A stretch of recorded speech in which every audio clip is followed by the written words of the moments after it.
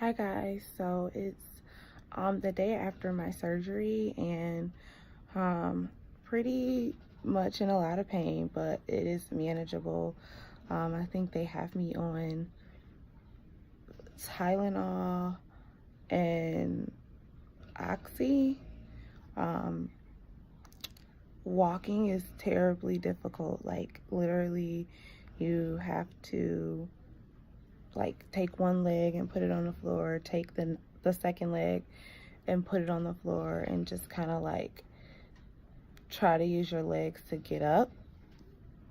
Um, so I did have a catheter put in, and that was removed. They will do some testing to make sure that you can pass urine on your own, which thankfully, thankfully I was able to do it. So they do it twice, and then they scan your belly to make sure that like there's no access or minimum access left in your bladder. I had a myomectomy, a vertical cut from like my belly button almost to my bikini. My fibroid was on the outer part of my uterus, and it was 4 pounds or something like that. I'll insert the picture of it. Also, they had to remove some smaller ones that were in there. I'd had some even smaller ones that were in there that they decided to keep due to scar tissue and just to make conceiving in the future easier. My fibroid was on the outer part, not the inside of the uterus, so that was really good. And initially I was told that both tubes would have to be removed. Oh, and your mouth is going to be like so dry. And your lips. I need some cocoa butter. I was told that both of my tubes would have to be removed. They saw minimum signs of endometriosis, so they can't even confirm if I had endometriosis. They don't think that was the cause. Basically, the fibroid was smushing one tube over to the right, smushing one tube actually to the back. So the smashed tube, which is supposed to be like less than a centimeter, was like bigger than my finger. I will also insert that picture. And that one was removed, so that leaves me with one tube. But again, they told me that they would have to remove both tubes, so we're really, really, really thankful for that. So they removed the one tube, and I have my scar it has inner stitches, and then like the tape or the glue, like a couple strips of that. So I won't need to come back to get anything removed anytime soon. They'll just dissolve on their own, and if they don't, as far as the strip, I'm just to remove them in the shower in about a week or so. So it is very, very important that you get up and you start walking, because it will be very, very difficult if you just like lay in the bed. I did have the leg squeezers that like pump your legs so that you don't get any clotting. I declined the medicine to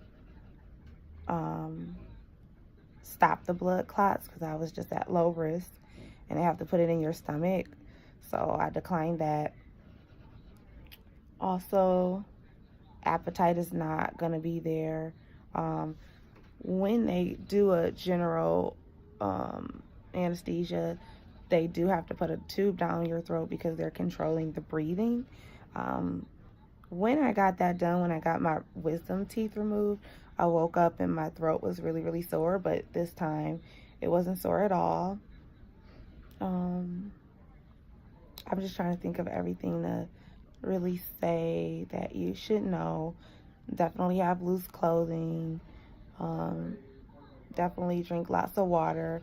So when I got up the first time to walk, I was really, really anxious to get up because I wanted the catheter removed, which was really, really annoying. Like, I was counting down every hour from 1 a.m. to 5 a.m. because that's the time that I was supposed to get it removed.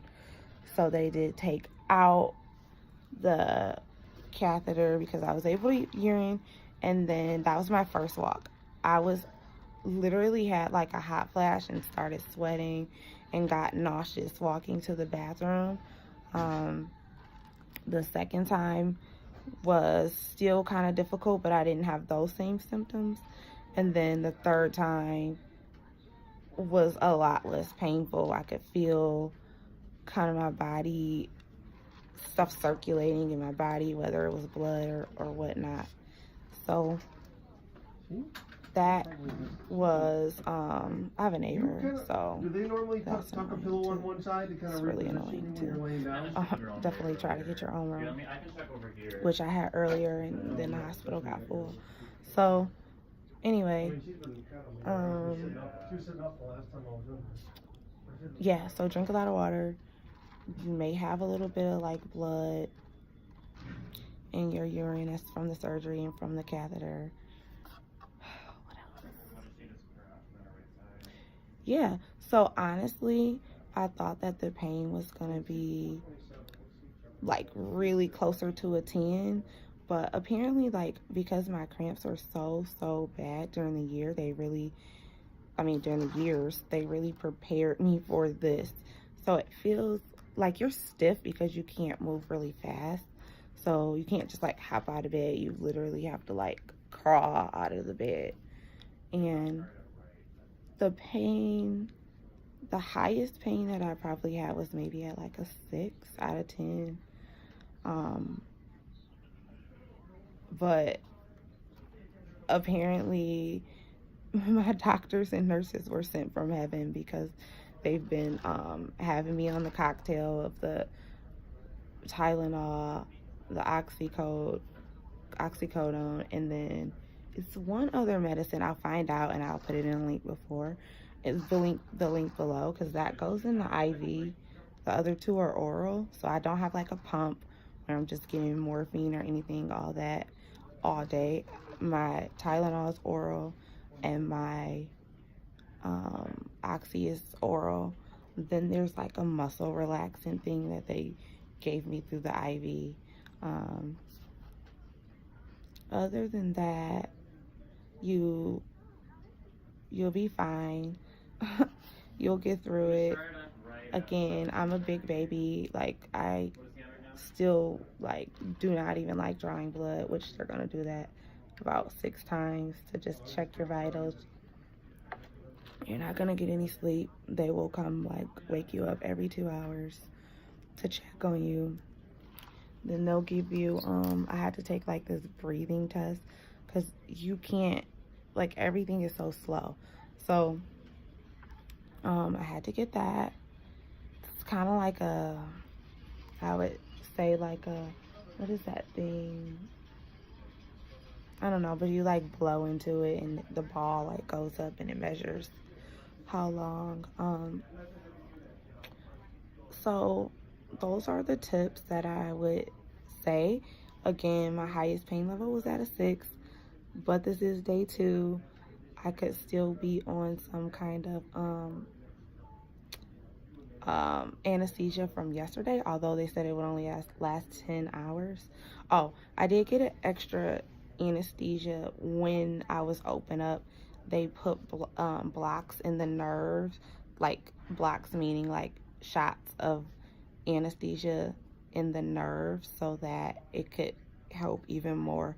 That was supposed to last 10 hours, and it must have helped. So I definitely have a support team, because I had to get wheelchaired over to another bed, and every bump, like even on the ground, like the little rubber things, or if you go in an off-level flooring, it's gonna be not excruciating, but it's gonna be uncomfortable. So everybody's different, and definitely take your meds. around the clock. So like every 4 hours I take the Oxy, every 6 hours I take the Tylenol.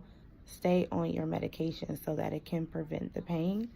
And I will put the links below, every medication that I had, like the actual name for them. And then if you have any questions, like put them in the link below as well, and I'll try to answer them. Other than that, I'm not gonna babble more than I already have, and we'll see what's going on day 3.